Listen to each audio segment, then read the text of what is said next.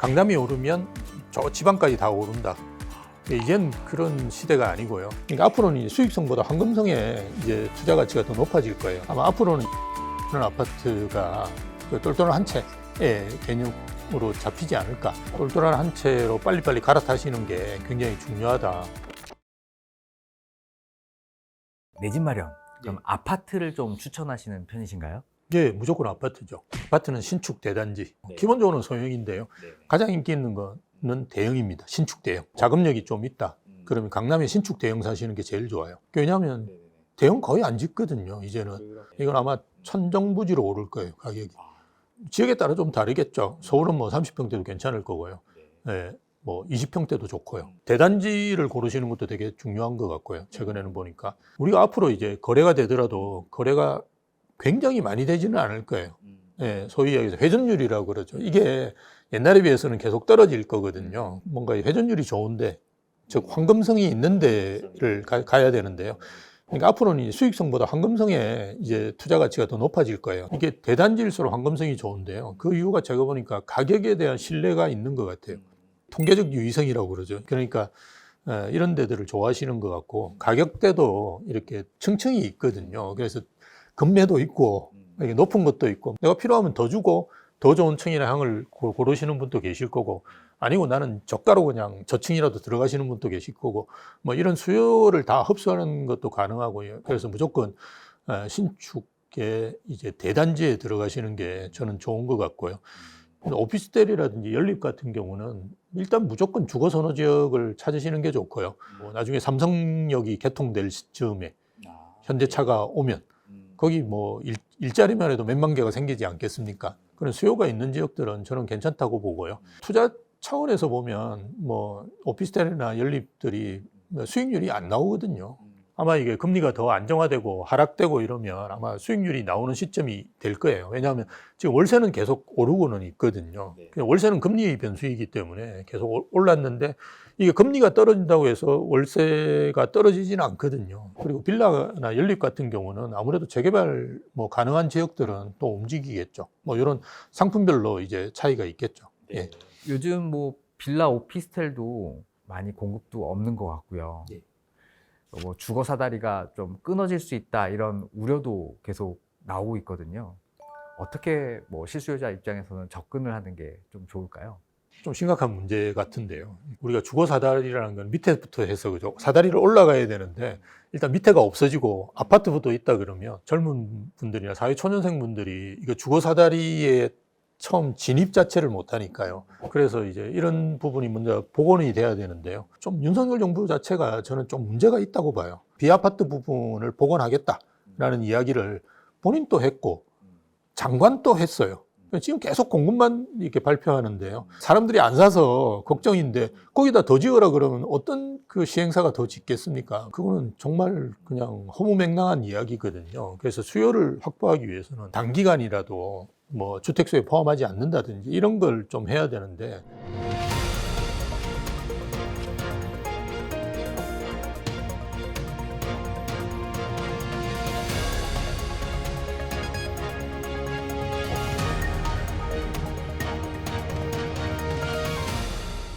젊은 층들이 이렇게 주거 사다리에 올라타기 위해서는 돈을 모아야 되는데, 돈을 모을 수 있는 제일 좋은 방법은 집을 사는 거예요. 금융상품은 우리가 이렇게 모으기가 쉽지가 않아요.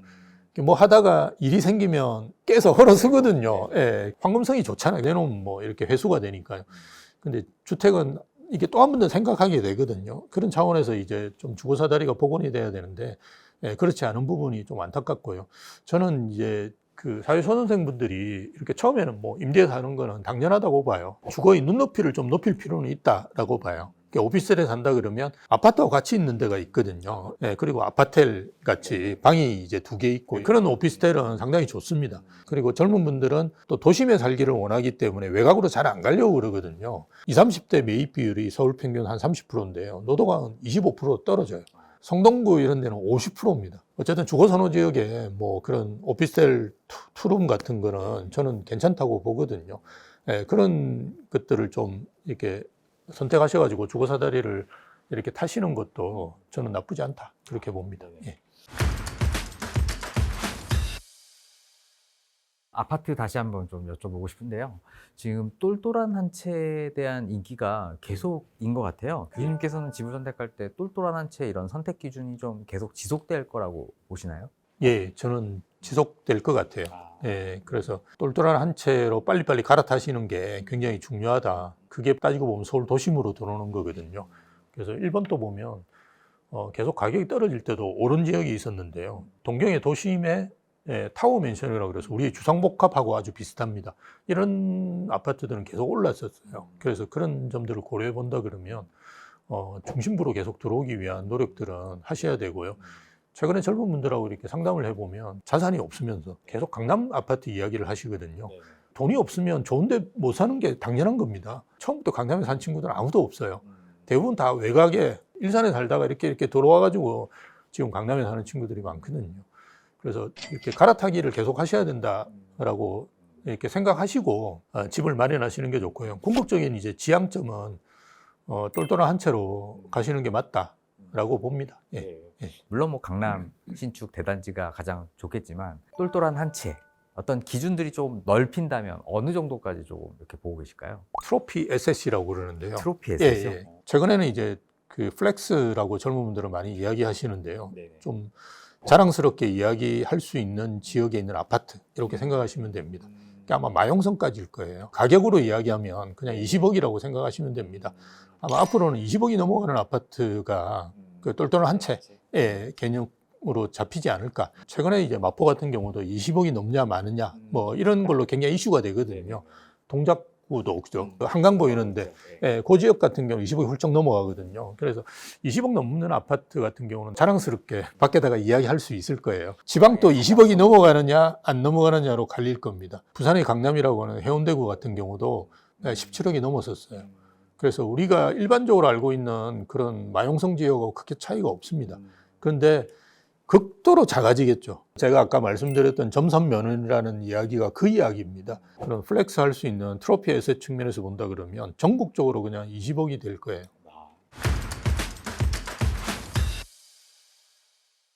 예전에는 그 부동산 시장에서 항상 통하는 부동산 불패 이런 신화들이 좀 있었잖아요. 근데 이런 법칙들이 이제는 좀 뒤집히고 있다라는 이런 생각도 좀 들고 있는데요. 교수님이 생각하실 때 가장 많이 바뀐 이런 법칙들이 좀 있을까요? 강남이 오르면 저 지방까지 다 오른다. 이젠 그런 시대가 아니고요. 강남이 오르면 강남만 오를 거예요.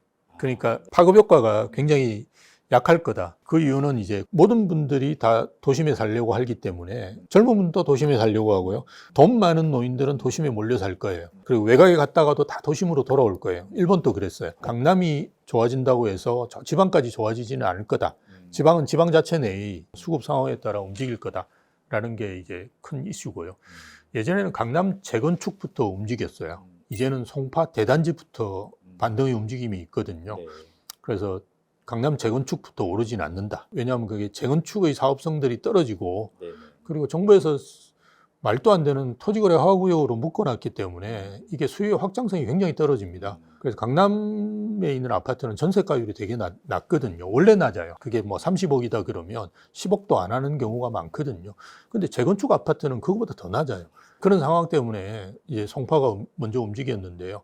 아마 그런 상황들이 아마 당분간은 좀 그렇게 되지 않을까 이렇게 보고요. 그 다음에 전세가 오르면 매매 가격이 오른다. 이것도 이제는 안 맞아요. 물론 이제 전세 가격이 오르면 시장에는 긍정적인 흐름은 분명히 올 수는 있어요. 전세 가격이 오른다고 해서 매매 가격이 오르는 거는 주거 선호 지역이라든지 이런 지역 아니고는 이게 쉽지가 않아요. 왜냐 그러면 최근에 전세는 대부분 타인 자본입니다. 예전에 우리가 1, 2억 할 때는 전세가 대부분 자기 자본이거든요. 근데 지금은 뭐 5억, 10억짜리 전세를 살고 있는데 이게 대부분이 타인 자본이에요. 그래서 전세가 바로 이제 매매로 넘어가는 거는 이게 쉬운 건 아니다. 대신에 이제 전세 계약이 만료되고 주변에 뭔가 분위기가 달라졌어. 이러면 이제 움직일 가능성이 더 커졌다. 옛날에 비해서는. 그렇기 때문에 전세에서 매매로 전환하는 수요는 그 환경들이 갖추어진 곳, 갖추어진 사람한테는 또 더 쉽게 넘어갈 수도 있다. 그 다음 아까도 말씀드렸는데 신축 소형보다는 신축 대형이 지금은 더 좋아지는 시기다. 왜냐? 대형을 안 지었으니까. 주거선호지역과 외곽과의 차이점은 뭐냐 그러면요. 외곽은 그 평수에 따른 차이가 거의 없어요. 30평이나 40평이나 50평이나 나중에 되면 가격이 거의 같아요. 경기도 가보시면 대부분 지역들이 그렇습니다. 지방은 더 하고요. 근데 강남은 50평은 50억인데요. 70평은 70억이에요. 100평 넘어가면 이제 200억이에요. 에테르는 청담이라든지 정말 말도 안 되는 그 아파트들. 근데 신축이에요. 이 아파트들은 지금 평당 2억 이미 가 있어요.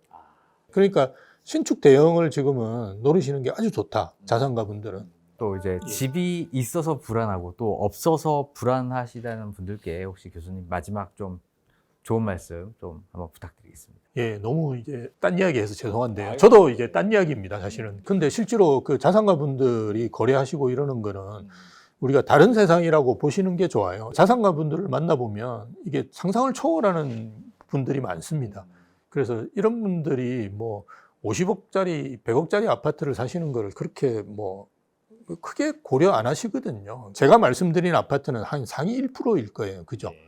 그러니까 서울 내에 뭐 괜찮은 아파트 이거는 상위 10%라고 볼 수 있고요. 네, 그런 가격들이 오르면서 이제 다른 자산들이 오르는 거니까요. 그 가격대가 어떻게 움직이는지를 보시는 게 제일 좋고요. 월세 1,000만 원짜리가 있습니다. 우리나라에도 보면. 예. 그 월세 1,000만 원짜리가 또 어느 정도 거래되는지 이런 것도 보거든요. 딴 이야기들을 또 봐야지 그렇게 볼 수 있는 거니까요, 시장을. 그러니까 그런 것도 좀 보실 필요가 있고요. 일단 무주택자는 정말 좋은 건 아니에요. 집은 무조건 있으시는 게 좋아요. 그 사례를 하나 말씀을 드리면 엘리트가 2008년도에 가장 가격이 높았을 때 30평대가 9억 뭐 요 정도 했었는데요.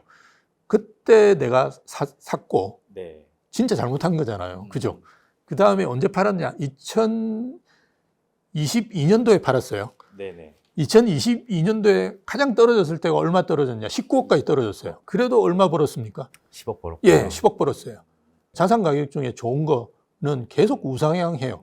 이게 어느 시점에 사는 게 중요한 게 아니고요. 여러분이 자산이 있느냐 없느냐가 중요한 거고요. 정말 서울에 좋은 아파트 하나 가지고 계시는 것이 자산을 늘리는 데는 기본이에요. 미국에서도 자산 관리하는 분들이 제일 먼저 하는 이야기가 집 사라는 이야기예요. 그래서 무조건 집은 마련하시는 게 좋고 어떤 집을 사는 거는 좀 많이 공부하시고 고민하실 필요가 있다라는 겁니다. 감사합니다. 뭐 오늘 부동산 시장에 대한 이런 인사이트를 저희 또 구독자분께서 얻으셨을 거라고 좀 믿습니다.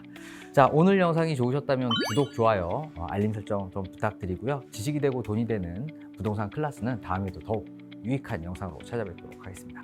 감사합니다. 예, 감사합니다.